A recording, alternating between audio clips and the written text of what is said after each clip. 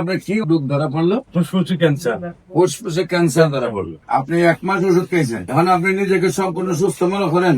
আমার সুস্থ মনে হয়। সম্মানিত দেশবাসী, উনি 1 মাস ওষুধ খাওয়ার পরে নিজেকে সুস্থ মনে করেন। বাংলাদেশে একমাত্র আমাদের চিকিৎসায় আল্লাহর অশেষ রহমতে 1 মাস, 2 মাস, 3 মাস, 4 মাসে ক্যান্সার রোগী সুস্থ হচ্ছে। আসসালামু আলাইকুম ওয়া রাহমাতুল্লাহি ওয়া বারাকাতুহু। সম্মানিত দেশবাসী, আমি cancer specialist doctor SM. Sarwar. বিশেষ করে আপনারা জানেন, আমরা বলে থাকি ক্যান্সার, কিডনি, থ্যালাসেমিয়া, এইডস, এই 4টি মরণ বিধি নয়, 4টি সম্পূর্ণরূপে সুস্থ হয়। বিশেষ করে আজকেও একজন ক্যান্সার রোগী যিনি 1 মাসের মধ্যে সুস্থ হয়েছেন, আমরা আপনাদেরকে তার সাথে পরিচয় করে দিচ্ছি। আপনার নাম? আমার নাম মোহাম্মদ মন্টু। মোহাম্মদ মন্টু। মন্টু। আপনার পিতার নাম? মোহাম্মদ চেরু। আপনার মায়ের নাম? ত্রাবান খাতুন।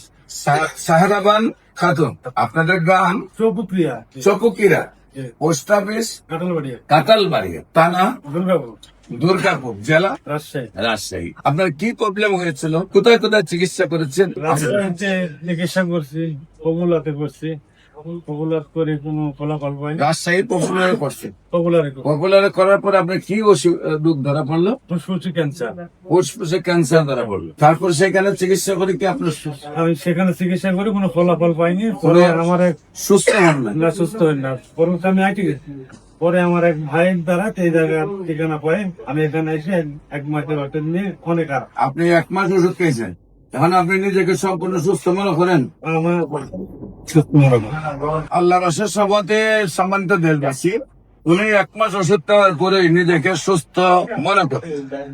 আমরা নিয়মিত 4 মাস ওষুধ খাওয়ার পরে সম্পূর্ণ রিপোর্ট করে থাকি। বাংলাদেশে একমাত্র আমাদের চিকিৎসায় আল্লাহর অশেষ রহমতে 1 মাস, 2 মাস, 3 মাস, 4 মাসে ক্যান্সার রোগী সুস্থ হচ্ছে। আমার ভাইয়ের সুস্থ হয়েছেন, যেহেতু সুস্থতার চেহারাও দেখা যাচ্ছে। নিয়মিত 4 মাস ওষুধ খাওয়ার পর আমরা রিপোর্ট করব।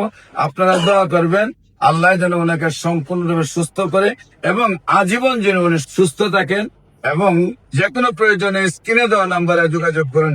সবাইকে ধন্যবাদ। আসসালামু আলাইকুম ওয়া রাহমাতুল্লাহি ওয়া বারাকাতুহু।